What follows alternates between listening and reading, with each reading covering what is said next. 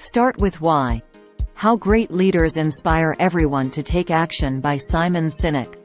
Hi everyone. Today I am going to review the book, Start with Why. How Great Leaders Inspire Everyone to Take Action by Simon Sinek. Inspirational Leadership. Wilbur and Orville Wright had no education, no high-end connections and limited finances. On December 17, 1903, the Wright brothers made their dream come true.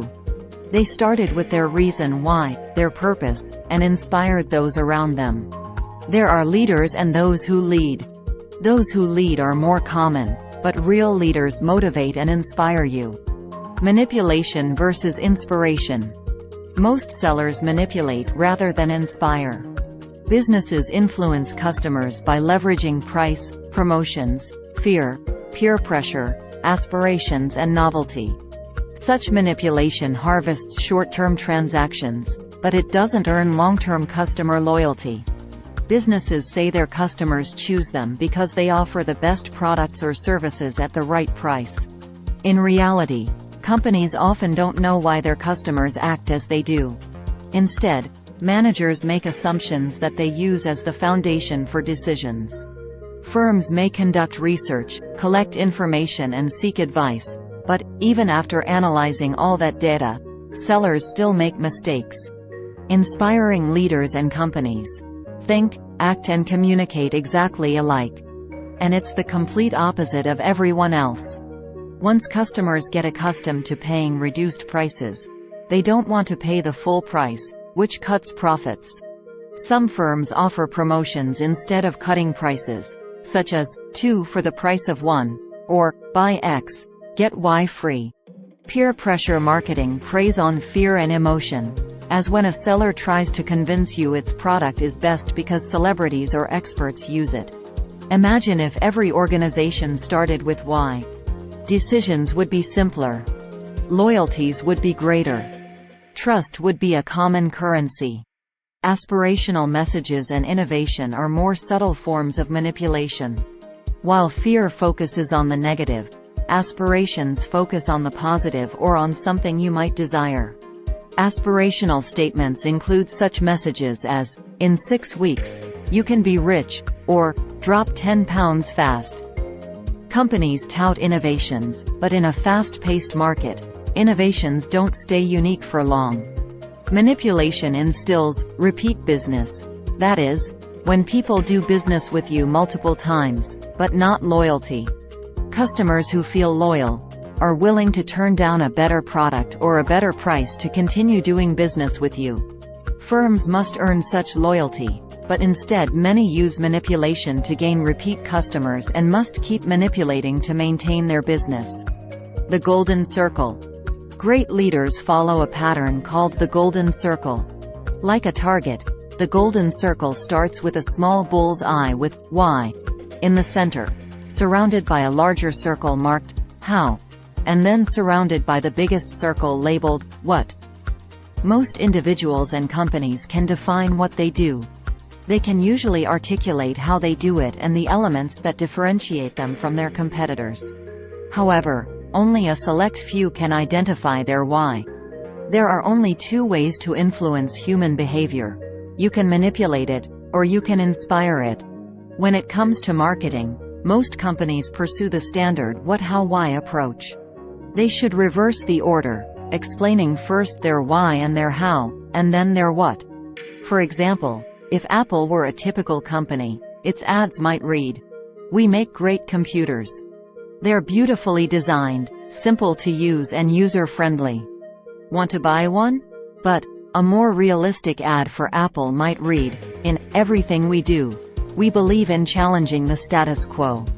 We believe in thinking differently. The way we challenge the status quo is by making our products beautifully designed, simple to use and user-friendly. And we happen to make great computers. Want to buy one?" Companies with a clear sense of why ignore their competition, whereas those with a fuzzy sense of why are obsessed with what others are doing. The second message doesn't rely on any of the usual manipulations. Apple has loyal customers who believe in the company's philosophy. Other technology firms might make beautiful, simple products, but Apple resonates with customers because they appreciate its vision. Leaders who define their companies according to what they make or how they make it paint themselves into a corner. Without realizing it, they become just like everyone else and compete on price, quality, service, and the like. Each new competitor in the marketplace makes it harder for those organizations to differentiate their offerings, and the manipulation must begin anew. Gut decisions. Consumers want to do business with those they trust, so they seek companies that seem to share their values and beliefs. People make instinctive decisions based on emotion.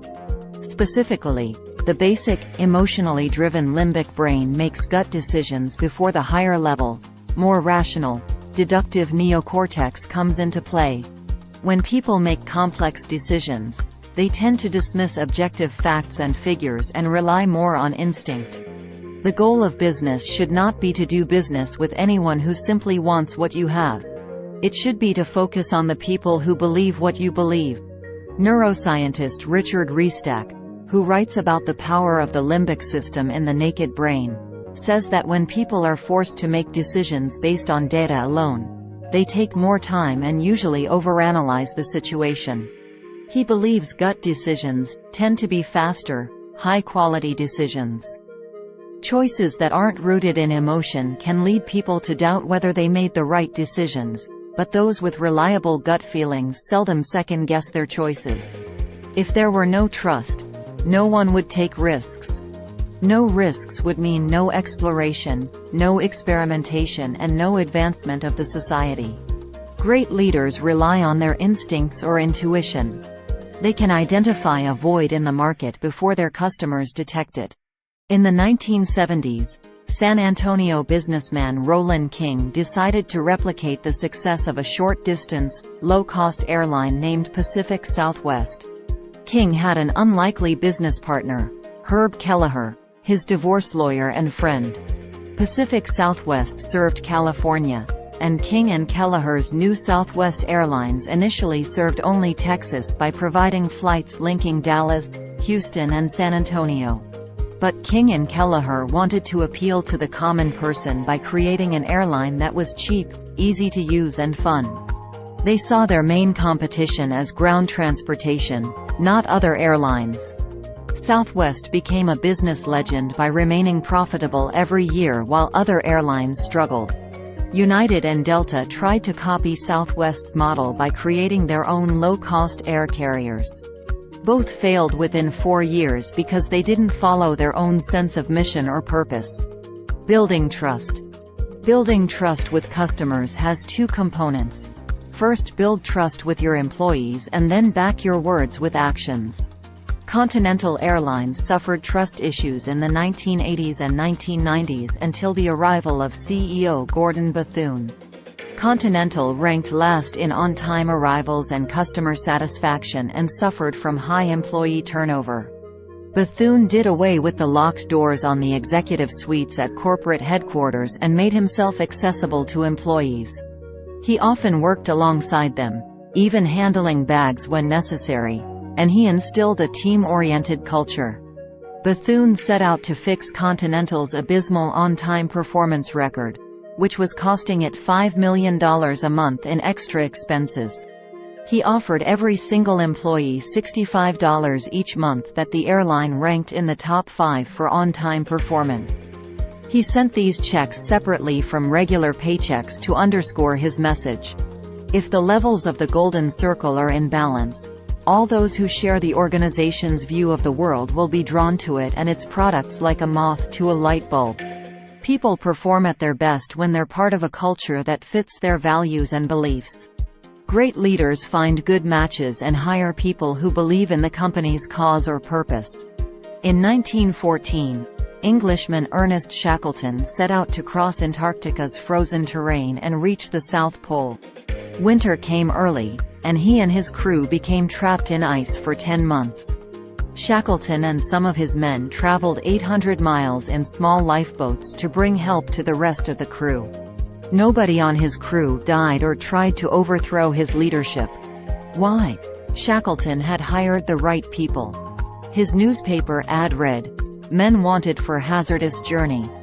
Small wages, bitter cold, long months of complete darkness, constant danger, safe return doubtful. Honor and recognition in case of success." Shackleton found people perfectly suited to the job at hand. He found what every company wants and needs: good fits, tipping points and bell curves. In his 2002 book, The Tipping Point, Malcolm Gladwell discusses connectors and influencers.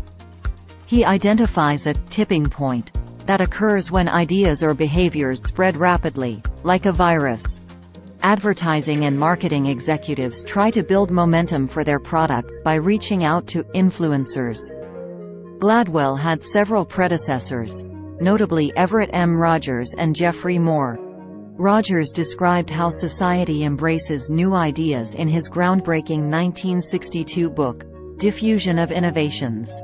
Moore followed up 30 years later with Crossing the Chasm, explaining how and why people adopt new technology.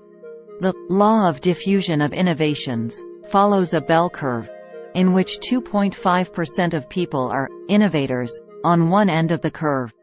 Then, 13.5% are early adopters, and the majority falls in the middle, with 34% adopting new technology early and 34% adopting it late. Far on the other leg, 16% are laggards. We do better in cultures in which we are good fits. According to Moore, innovators and early adopters push us. They are the first to try new approaches, ideas and technologies. They trust their intuition and take risks. As consumers, they're willing to pay more or be inconvenienced to be first. Most people fall in the majority. They try something new after they know it works. Laggards are the last ones to adopt something new. They, for example, still refuse to get cell phones because their landlines work just fine. Recruit innovators and early adopters who believe in your product and mission. They will recruit others to your cause. Finding your true believers. Your true believers are out there. You just have to find them. You need action-oriented people to make your vision a reality. You need people focused on how to be your implementers. Even inspiring, charismatic leaders need followers to create vehicles for moving their ideas forward. Where would Steve Jobs have been without Steve Wozniak, or Bill Gates without Paul Allen, or Walt Disney without Roy Disney? In each pair, the visionary leader defines the why and the second person implements the how. Inspirational leaders, why types, need steady how types to keep them grounded. You don't hire for skills, you hire for attitude. In 1957, Walt Disney said he'd be in jail, with checks bouncing, if not for his brother, Roy. Walt admitted that he never knew how much money he had in the bank, but Roy always knew. Walt was the thinker. Roy was the doer. While Walt drew cartoons and dreamed of making movies, his brother had the idea of licensing the cartoons and selling them as merchandise. Roy founded the Buena Vista Distribution Company, which became part of Disney's film empire. When people who focus on the why join those who carry out the how, they can change the world. Great leaders inspire people to act. Those who truly lead create a following of people who act not because they were swayed, but because they were inspired. Even with success, individuals and companies must stay connected to their original vision. Individuals who succeed or companies that become too large risk losing that spark. They must hold on to it, so their endeavors continue to have purpose and earn profits. A true sense of why you do what you do comes from looking inside yourself and reflecting on your life. Ponder where you've been and how your purpose can lead you where you want to go. 3 years after starting his consulting business, he was depressed and certain he was going out of business. Someone explained to him how the brain works and taught him that buying behavior is rooted in biology. Sinek thus discovered his why and set out to inspire people to do the things that inspire them. Takeaways. Inspirational leaders start by identifying their purpose, cause or vision. They follow the concentric rings of the golden circle, starting with establishing their mission with why in the center, then moving outward to how, and then what. Why stems from your core purpose, the reason you get out of bed in the morning. Your how explains the ways your product or service is unique and desirable. Your what defines the obvious aspects of your product or position with your firm. Less successful leaders and companies work from the outside in. What, how, why. Successful organizations and leaders work from the inside out. Why, how, what. This is because people don't buy what you do. They buy why you do it. Visionary leaders rely on their gut or intuition and can identify a void in the market before their potential customers spot it. Set out to do business with your ideal customers, those who share your beliefs and will recruit others to your cause. New hires who share your passion are good fits and will be your best employees and your company's future leaders. Thanks for watching.